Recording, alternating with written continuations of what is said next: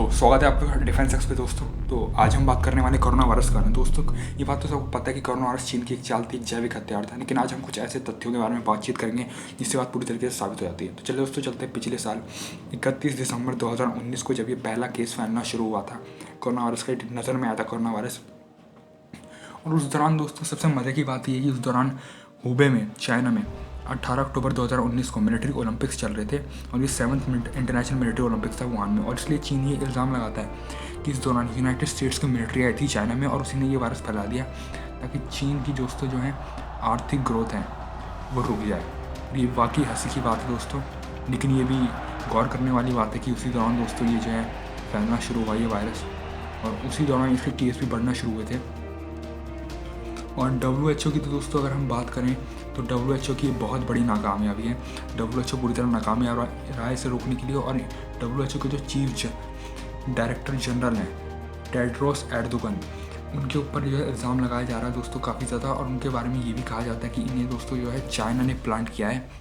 वो WHO में China की बदौलत ही बन पाए हैं और इन पे जो है काफ़ी ज़्यादा जेनोसाइड के केसेस भी हो गए, चूँकि इन्हीं की लापरवाही के अंडर जो WHO ने ये कहा था कि घबराने की ज़रूरत नहीं है, वायरस एक इंसान से दूसरे इंसान में नहीं फैलता। और आज तो आपको पता ही है, लेकिन चीन ने उससे पहले कह दिया था कि वायरस एक इंसान से दूसरे इंसान में फैल रहा है और इसलिए हम अपने एयरपोर्ट बंद कर रहे हैं। मगर यहाँ ध्यान देने वाली बात है कि चाइना ने अपने जो है इंटरनेशनल एयरपोर्ट बंद नहीं किए, उसने सिर्फ अपनी डोमेस्टिक फ़्लाइट्स बंद की। तो उसने अपनी डोमेस्टिक फ़्लाइट्स की बंद की, एक स्टेट से दूसरे स्टेट पे जाने वाली। उसने अपनी इंटरनेशनल फ़्लाइट्स क्यों नहीं बंद की, ये भी ध्यान देने वाली बात है। तो इसका मतलब ये तो वही चाहते कि फैलाना चाहते थे, लेकिन WHO की बहुत बड़ी नाकामयाबी, और इसलिए इनके ऊपर काफ़ी ज़्यादा चार्जेस लग रहे हैं टेड्रोस एडोगन के ऊपर। और इनके ऊपर काफ़ी जेनोसाइड के केस है, जो कोरोना वायरस की मौत हुई, इनका इल्ज़ाम इन्हीं के सर के ऊपर दोस्तों डाला जा रहा है। अब दोस्तों ये क्या है, कैसे है, अब इसका हम तो नहीं जानते, लेकिन अब इसका फैसला जो है दोस्तों देश ही करेंगे। और जैसा कि मैंने आपको कहा, तो दोस्तों चाइना का कहना है कोरोना वायरस के ऊपर कि ये जो है सी फूड मार्केट से फैला था, वुहान की सी फूड मार्केट से। और सी फूड मार्केट में उन्होंने कहा था कि चमगादड़ से फैला कोरोना वायरस, लेकिन सी फूड मार्केट में तो दोस्तों सी फूड खाया जाएगा, चमगादड़ तो दोस्तों खाए नहीं जाएंगे वहाँ पर।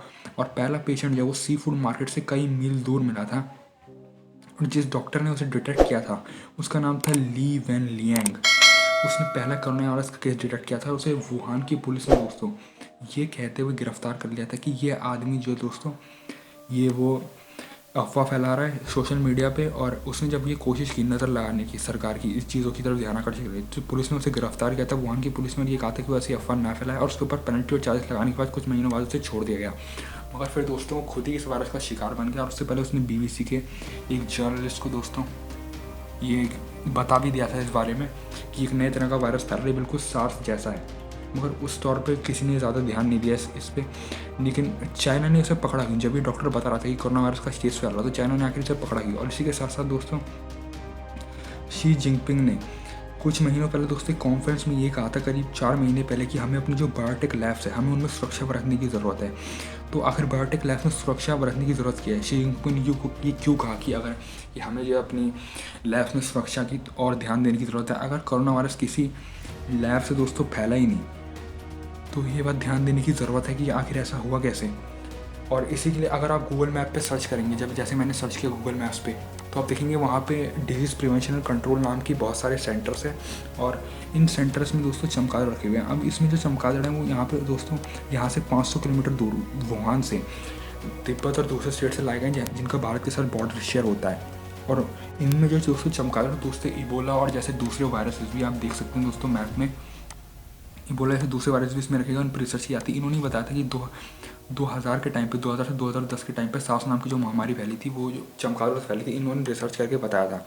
और इसी के साथ साथ दोस्तों जब WHO में सभी देश ये मांग कर रहे हैं कि एक इन्वेस्टिगेशन होनी चाहिए वर्ल्ड वाइड कि कोरोना वायरस फैला गया, तो चाइना उसे डिनाई कर रहा था। तो चाइना उसे डिनाई क्यों कर रहा है, अगर वायरस किसी लैब से फैला ही नहीं तो चाइना ऐसा क्यों कर रहा था। हो सकता है वुहान क्यों नहीं लैब से फैला। उसी के साथ दोस्तों जब कोविड-19 जब पूरी दुनिया फैल गया और सभी देशों की अर्थव्यवस्था नीचे चली गई, तो चाइना ने दूसरे देशों में जाकर वहाँ की चाइनीज़ कंपनियों ने वहाँ की कंपनियों में शेयर खरीदी, वहाँ पे स्टॉक मार्केट में होल्डिंग्स खरीदी। HDFC में भी आपको पता क्या केस हुआ था, यहाँ पे 1% जो हिस्सेदारी खरीदी एक चाइनीज़ बैंक ने, और इटली इसका बहुत बुरा शिकार बना है। वहाँ पे जितनी बड़ी बड़ी बैंक कंपनीज़ हैं वो सभी चीनी कंपनियों ने खरीद ली हैं। इसी के साथ गलवान में चाइना ने क्या किया, ये बात भी आप देख सकते हैं। अगर आप ये सर्च करें कि आखिर जो है कौन सा देश है जो इस कोविड के दौरान पोस्ट कोविड एरा में सबसे अच्छी रफ्तार है जिसकी अर्थव्यवस्था की। दोस्तों वो चीनी अर्थव्यवस्था की जो रफ्तार है बढ़ने की वो सही है। वही चाइना की जीडीपी ग्रोथ ही पॉजिटिव, बाकी सभी देशों की जीडीपी ग्रोथ नेगेटिव में। तो ये भी एक ध्यान देने वाली बात है। तो इन चीज़ों से ये साबित होता है कि हाँ,